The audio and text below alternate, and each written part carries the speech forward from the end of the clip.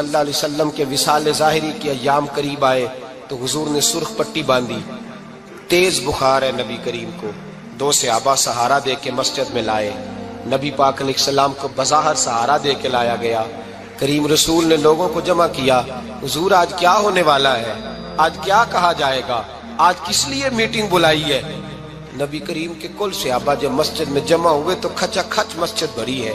وصال ظاہری سے چند یوم پہلے کی بات، نبی پاک نے فرمایا آج تمہیں کوئی جہاد کی ترغیب نہیں دینی، آج کوئی نیا پیغام نہیں دینا، آج تمہیں بتانا ہے کہ رب نے اپنے بندے کو اختیار دیا ہے، چاہے تو دنیا میں رہے، چاہے تو اس کی بارگاہ میں حاضر ہو جائے۔ اس عبد نے بارگاہ ربوبیت کی طرف لوٹنے کا ارادہ کر لیا ہے۔ حضرت صدیق اکبر رونے لگے تو صحابہ نے کہا تمہیں کیا ہوا؟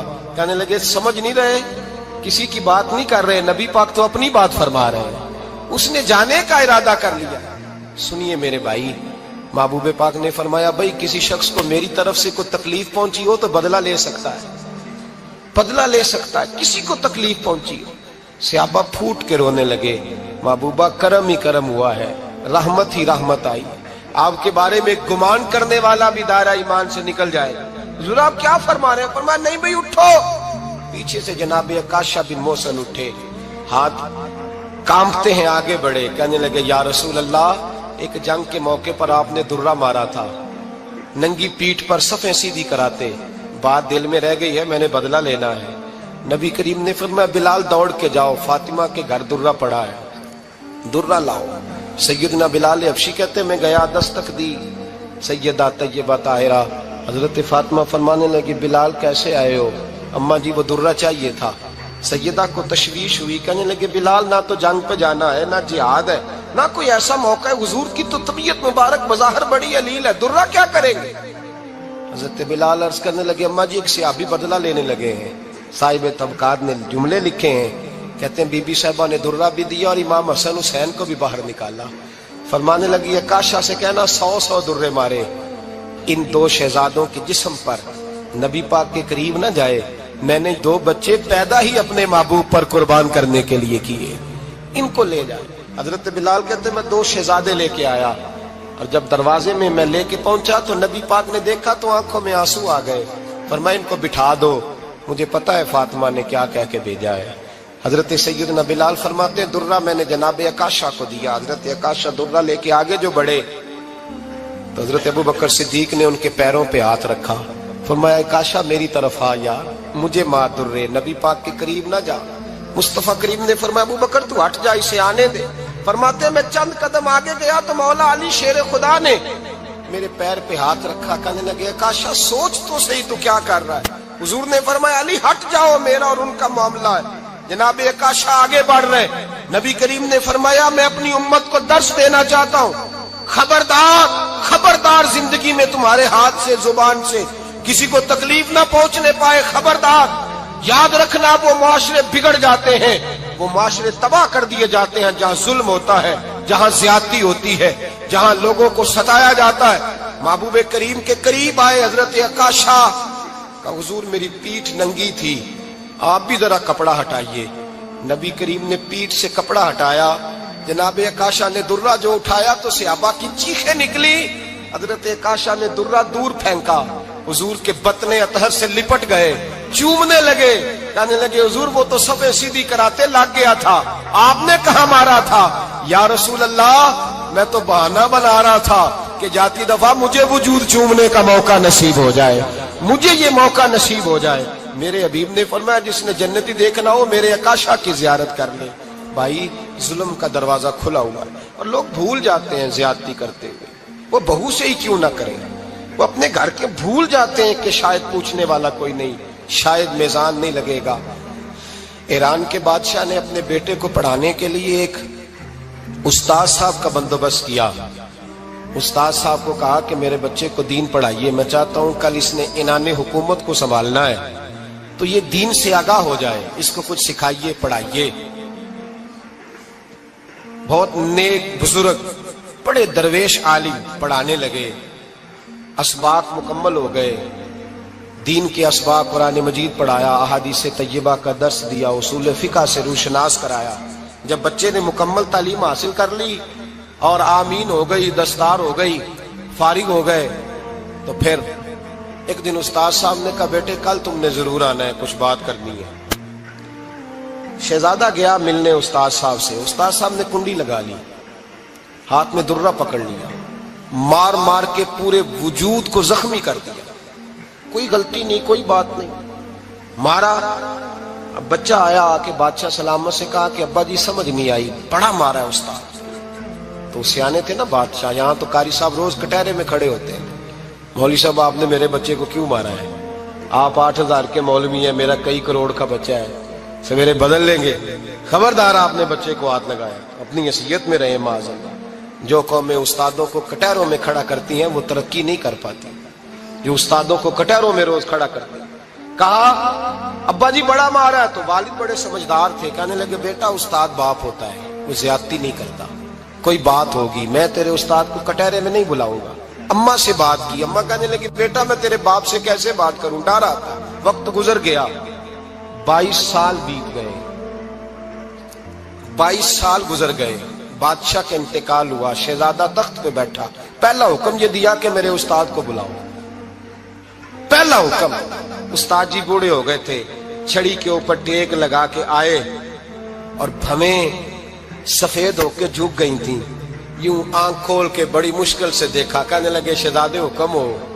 کب میں شہزادہ نہیں، اب میں بادشاہ بن گیا ہوں۔ استاد جی 22 سال بیت گئے، آپ نے مارا تھا، پر وہ درد چونکہ زیادتی کی تھی، میرا قصور کوئی نہیں تھا، تو نہ میری روح سے درد گیا ہے نہ میرے جسم سے گیا ہے، میں بے اختیار تھا، پوچھ نہیں سکتا تھا، آج با اختیار ہوا ہوں۔ سب سے پہلے پہلا حکم آپ کو دیا، بلایا ہے، بتائے کیوں مارا تھا، کیوں مجھے مارا تھا، میری زیادتی بتائے۔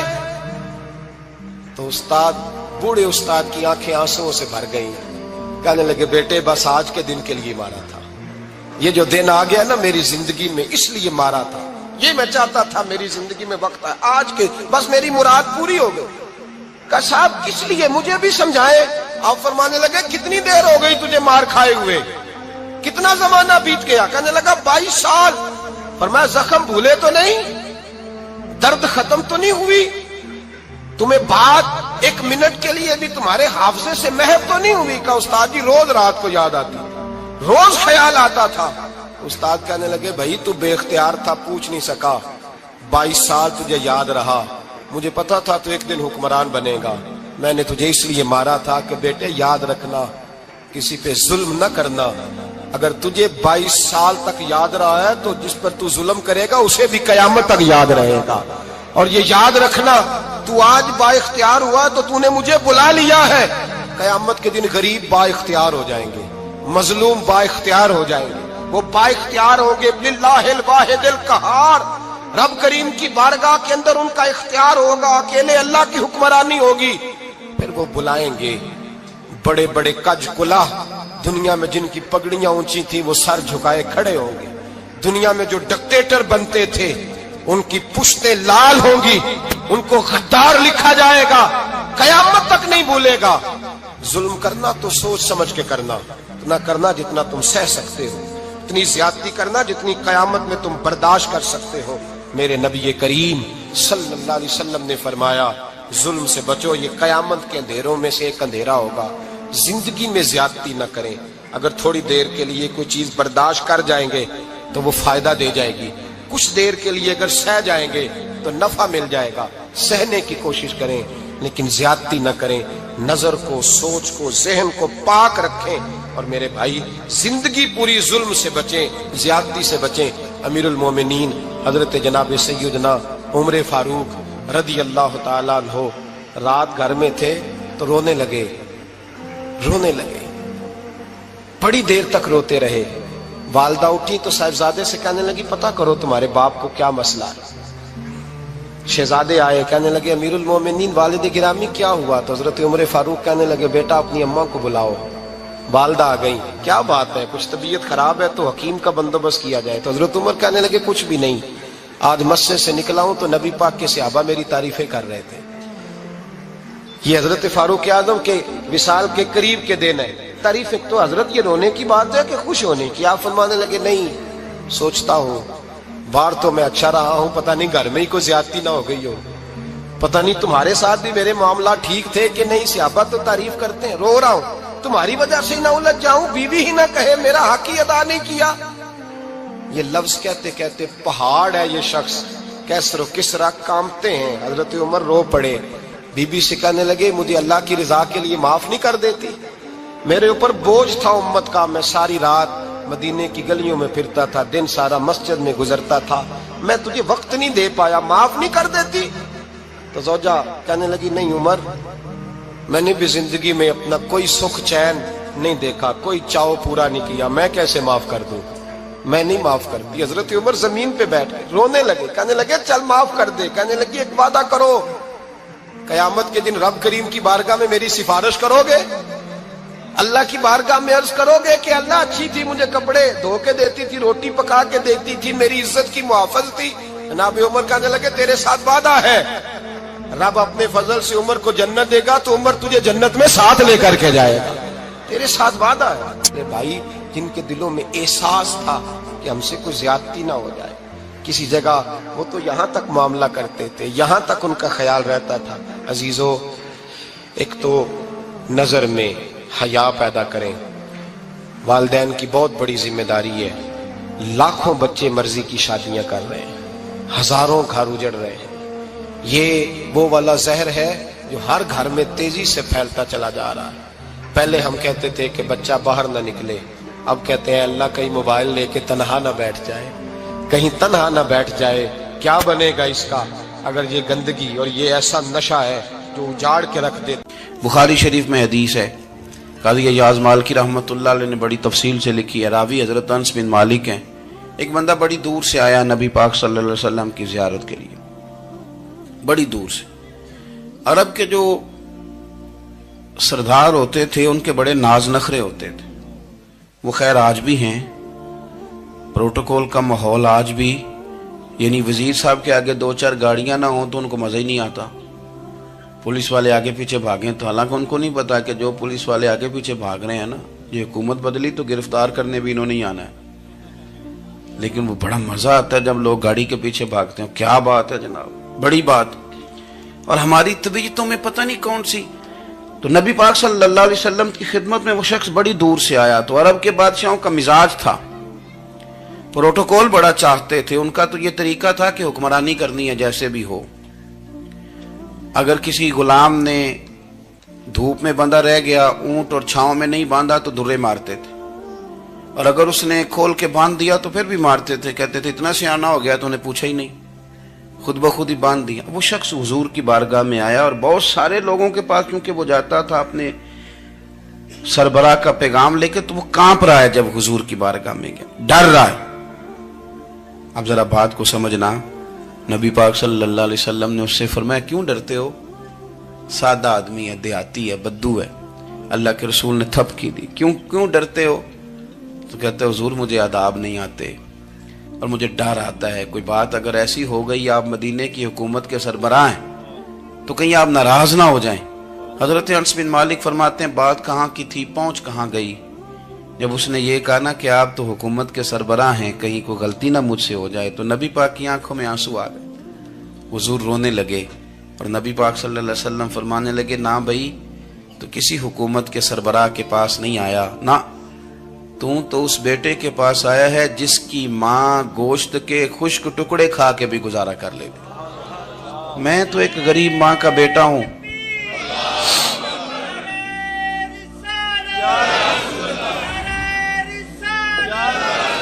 بھائی اگر آپ کا یہ ذوق بن جائے، دیکھو نا آج تو لوگ بھول جاتے ہیں نا، کپڑے بدل لیتے ہیں تو وہ سمجھتے ہیں کہ شاید سارا کچھ ہی بدل گیا، یعنی گاؤں سے آ کر پڑھنے والے بھول ہی گئے ہیں کہ کس کی ماں نے کتنا زیور بیچا تھا۔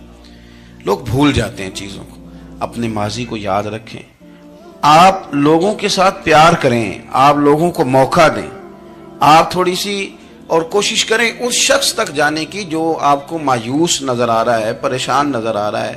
یہ ہمیں میلاد والے محبوب صلی اللہ علیہ وسلم نے درس دیا۔ ایک اور پہلو، حضور سید عالم صلی اللہ علیہ وسلم نے، ہمارے ہاں نا ابھی بھی برادری کی تقسیم ہے، ابھی بھی اور کچھ میں نے ایسے کمزور لوگ بھی دیکھے. یہ اس طرح کی حرکتیں ہارے ہوئے لوگ کرتے ہیں. ہارے ہوئے لوگ جو اپنے آپ کو سمجھتے ہیں کہ میں کوئی بڑا آدمی ہوں. بڑا آدمی تو اپنے اخلاق سے ہوتا ہے, اپنے کردار سے ہوتا ہے, اپنی سخاوت سے ہوتا ہے, لوگوں سے پیار کرنے سے ہوتا ہے. باقی یہ کہ بیٹھ کے کہانی سنانا کہ میں بڑا کچھ کرتا ہوں, تو جو کچھ کرتا ہوتا ہے اسے سنانے کی کوئی ضرورت. ایک اور بہت سارے لوگ آپ تعزیت کرنے جائیں نا والد کے انتقال کے بعد, تو ان بیچاروں کو بتانا پڑتا ہے کہ ابا جی میرے بغیر دوائی نہیں کھاتے تھے. تو میں کہتا ہوں اگر تیرے بغیر نہیں کھاتے تھے پھر بتانے کی ضرورت نہیں, پھر تو سارے گاؤں کو پتا ہوگا کہ تیرے بغیر نہیں کھاتے تھے. اور اگر کوئی دال میں کالا ہے تو پھر تیری وضاحت کوئی بندہ قبول نہیں کرے گا. تو آپ کو بتانا کیوں پڑ رہا ہے, اور آپ بار بار اس بات کا ذکر کیوں کر رہے ہیں کہ ہم بہت بڑے قبیلے کے ہیں؟ صاحب اگر آپ بڑے قبیلے کے ہیں تو پتا ہوگا سارے علاقے کو آپ کتنا لوگوں کا خیال کرتے ہیں, آپ کس قدر محبت کرتے ہیں, آپ کا انداز کریمانہ کس طرح کا. پھر آپ کو بتانے کی کوئی ضرورت نہیں ہوتی, پھر خود بخود خبر ہوتی. حضرت سیدنا ابو ذر غفاری رضی اللہ تعالیٰ عنہ, قبیلہ بنو غفار ایک بڑی شاخ تھی قبیلوں میں سے. جو لوگ اس زمانے میں مالدار قبیلوں سے تعلق رکھتے تھے ان میں سے ایک بڑا نام تھا. ساری زندگی چودراہٹ کی, لیکن میلاد ایک انقلاب کا نام ہے. میں میلاد منانے والے دوستوں سے گزارش کرتا ہوں کہ آپ ہر سال میلاد منائیں, اور ہر سال میلاد کے بعد آپ تھوڑے بدل بھی جائیں, یعنی تھوڑے سے بدل جائیں. کچھ لوگ کہیں یار یہ داڑھی میں نے نا 12 ربیع الاول والے دن رکھی تھی, یہ میری میلاد والی داڑھی ہے. اور داڑھی رکھیں بھی نبی پاک کی مرضی کی. کس کی مرضی کی؟ نہ ناراض ہو جائے جی میں ٹور چلا بس. کس مرضی کی جی؟ اپنی مرضی کے نہیں. داڑھی کا وزن کو نہیں ہوتا کہ پوری مٹھی رکھیں گے تو آپ کو کوئی دقت ہوگی, کوئی وزن نہیں. پوری رکھیں, جو حضور کا طریقہ مبارکہ ہے جو ہمیں ملتا ہے اس پر آپ توجہ فرمائیں. تو میں جو بات عرض کرنے جا رہا ہوں وہ میلاد انقلاب ہے. حضور سید عالم صلی اللہ علیہ وسلم کی بارگاہ میں آنے سے پہلے لوگ کچھ اور ہوتے تھے, اور یہاں سے ہو کے جاتے تھے تو پھر ان میں تبدیلی آتی تھی. میں سارا دن کرامتیں سناؤں نا کسی کو اپنے پیر صاحب کی, اور اپنے گھر میں بھی کہ میرے حضرت بڑے, میرے استاد بڑے, لیکن بیوی کے ساتھ اگر میں ترش لہجے میں بات کروں گا تو وہ کہے گی یہ سکھاندے نے تینوں پیر صاحب. دوست کہیں گے یہ سکھاتے ہیں آپ. تو آپ کی کہانیاں نہیں چلتی, آپ کا کردار چلتا ہے. حضرت ابو ذر غفاری رضی اللہ تعالیٰ عنہ فرماتے ہیں چونکہ میں چودھری تھا, سیدنا بلال حبشی رضی اللہ تعالیٰ عنہ کے پاس میں بیٹھا تھا. کسی بات میں بات آگے بڑھی اور بڑھتے بڑھتے بات شکنجی تک چلی گئی.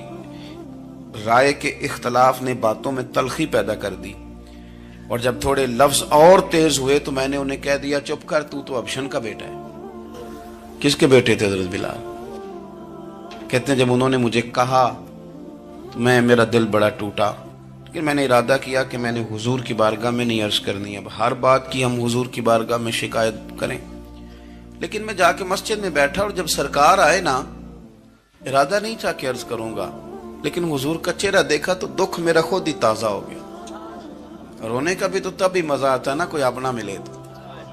فرماتے ہیں کہ میرے آنسو نہ بغیر اختیار کے چھلک پڑے, اور میں کھل کے روئے, کھل کے. قربان جاؤں محبوب کے, بھی حضور نے پاس نہیں بلایا بلکہ نبی پاک اٹھ کے خود میرے پاس آئے اور مجھے کندھوں سے پکڑ کے سینے سے لگایا. اور جب میں کھل کے رو لیا تو حضور میرے آنسو پوچھنے لگے. کچھ شعر ایسے ہوتے ہیں جو کسی نے کہے ہوتے ہیں, اور کہنے والا جو ہوتا ہے وہ صاحب حال ہوتا ہے, تو اس میں کچھ خوبصورتی زیادہ ہی ہو جاتی ہے. ایک پنجابی کے شاعر ہمارے گجرات میں گزرے, بزرگ تھے, ان کا ایک شعر ہے, وہ کہتے ہیں ایک واری میری آنکھیاں چوں اونا نے اتھرو پونجے سن. ایک واری میری آنکھیاں چوں اونا نے اتھرو پونجے سن, ہن تے چسکا پہ گیا رونے دا. ایک واری میری آنکھیاں چوں اونا نے اتھرو پونجے سن, ہن تے چسکا پہ گیا رونے دا, تے ہر ویلے آہو زاری دا. تو میں روز رونے لگا ہوں, مزہ ہی بڑا آیا ہے جب سے محبوب نے چپ کرانا شروع کیا میرے عزیز. اور پھر حضرت بلال حبشی رضی اللہ تعالیٰ عنہ چونکہ حضور کے غلام تھے, اور انہیں پتا تھا کہ سرکار میری ناز برداری کرتے ہیں, حضور نے چپ کرایا. فرمایا کیوں روتے ہو؟ تو عرض کرنے لگے یا رسول اللہ صلی اللہ علیہ وسلم, اگر میں ابشن کا بیٹا ہوں تو میری تو غلطی کوئی نہیں نا, یہ تو تقسیم اللہ کی ہے نا. الذی خلقک فسواک فعدلک فی ای صورت ما شاء رکبک. جس طرح وہ چاہتا ہے، جس کو چاہتا ہے اس طرح کی اس کی صورت بنا دیتا ہے. تو مجھے ابشن کا بیٹا کہا جاتا ہے، میری غلطی کیا ہے؟ حضرت بلال نے بھی نہیں بتایا کس نے کہا. لیکن نبی پاک صلی اللہ علیہ وسلم نے کیا فرمایا؟ امام یوسف صالحی نے لکھا ہے، ذرا غور کرنا بات پر، تسلیاں لوگ اور رنگ میں بھی دیتے ہیں پر یہ تسلی بڑی انوکھی ہے. حضور فرمانے لگے، بلال اگر تو ابشن کا بیٹا تو پریشان کیوں ہوتا ہے؟ کالے رنگ والی ماں کا بیٹا ہے تو پریشان کیوں ہوتا ہے اگر تیری والدہ کا رنگ کالا ہے تو؟ عرض کی حضور آپ کیا فرمانا چاہتے ہیں؟ تو سرکار فرمانے لگے، میں دو ماؤں کا بیٹا ہوں، ایک جناب آمنہ جنہوں نے مجھے پیدا کیا اور ایک حضرت ام ایمن جنہوں نے میری پرورش کی، مجھے بڑا کیا. حضور فرمانے لگے، میری ماں آمنہ کا رنگ گورا تھا اور میری ماں ام ایمن کا رنگ کالا ہے. تو فرمایا اگر تجھے کسی نے کالے رنگ والی ماں کا بیٹا کہا تو اسے کہہ دینا مدینے والے محبوب کے بھی تو ایک والدہ کا رنگ کالا ہے، تو کہہ دینا. حضرت بلال کہتے ہیں کہ وہ اس طرح کی تسلی تھی، طفل تسلیاں نہیں جس طرح کی ہمیں دی جاتی، وہ اس طرح کی خوبصورت تسلی تھی کہ اس کے بعد میرا دل ایسا ٹھنڈا ہوا، پھر کسی کا تانا نہیں رہا، پھر کسی کی